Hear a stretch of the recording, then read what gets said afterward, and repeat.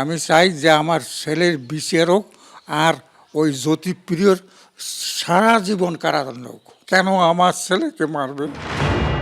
রাজ্যে সরকার বদলের পর একের পর এক পুরনো মামলার ফাইল খুলেছে, নতুন করে শুরু হচ্ছে তদন্ত।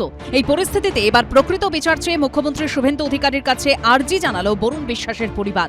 2012 সালের 5ই জুলাই উত্তর 24 পরগনার গোবরডাঙ্গা স্টেশন চত্বরে দুষ্কৃতীদের গুলিতে ঝাঁঝরা হয়ে যান কলকাতার মিত্র ইনস্টিটিউশনের শিক্ষক বরুণ বিশ্বাস।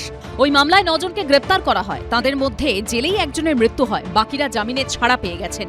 এক যুগেরও বেশি সময় ধরে সেই মামলা ঝুলে রয়েছে আদালতে। তৃণমূল জামানায় বারবার বদল হয়েছে আইনজীবী। এবার সরকার বদল হতেই নতুন করে তদন্তের আর্জি জানালো বরুণ বিশ্বাসের পরিবার। গোবরডাঙ্গায় নৃশংসভাবে গুলি করে খুন করা হয়েছিল শিক্ষক বরুণ বিশ্বাসকে, আর বরুণ বিশ্বাস হত্যাকাণ্ডের ফাইল নতুন করে খোলার আর্জি জানিয়েছে নিহত শিক্ষকের পরিবার। বরুণ বিশ্বাসের ফাইলটা খোলা হোক এবং একটা সিট গঠন করে দিক, যাতে আমার ভাইয়ের আসল খুনিরা ধরা পড়ে এবং আমরা যাতে বিচারটা পাই। স্থানীয়দের দাবি, 8এর দশকের শেষ দিকে শুটিয়ায় শুরু হয়েছিল লাগাম ছাড়া দুষ্কৃতী দৌরাত্ম্য। এলাকায় একের পর এক গণধর্ষণ, অত্যাচার, দুর্নীতির বিরুদ্ধে গর্জে উঠেছিলেন বরুণ বিশ্বাস।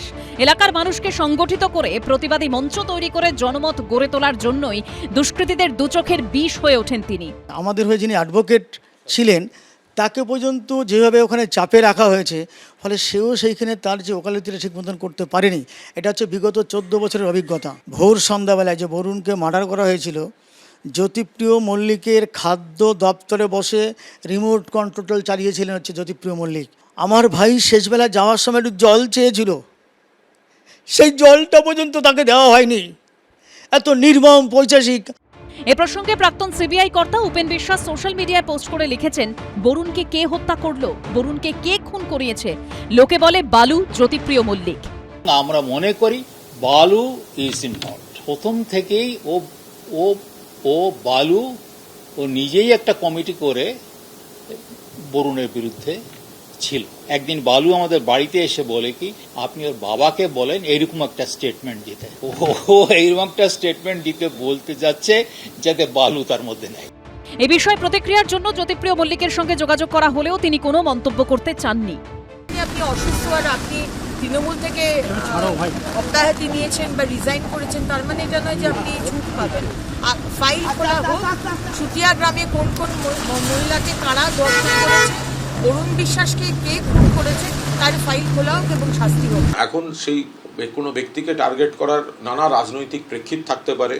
তার বাড়ির লোক বা পাড়ার লোক যদি কোনো তদন্তে অসন্তুষ্ট থাকেন এবং তারা যদি নতুন করে কোনো তদন্ত করতে চান, তার বিরোধিতা করব না। তবে দেখতে হবে সেটা যেন একদম রাজনৈতিক ভেন্ডেটায় পরিণত না হয়। নতুন করে তদন্তের আবেদন জানিয়ে পুলিশ ও মুখ্যমন্ত্রীর কাছে চিঠি দিয়েছে বরুণ বিশ্বাসের পরিবার। এবার কি খুলবে বরুণ বিশ্বাস হত্যাকাণ্ডের ফাইল? সমীরণ পাল, পার্থপ্রতিম ঘোষ ও হিন্দোলদের রিপোর্ট, এবিপি আনন্দ। এবিপি আনন্দ, এগিয়ে থাকে, এগিয়ে রাখে।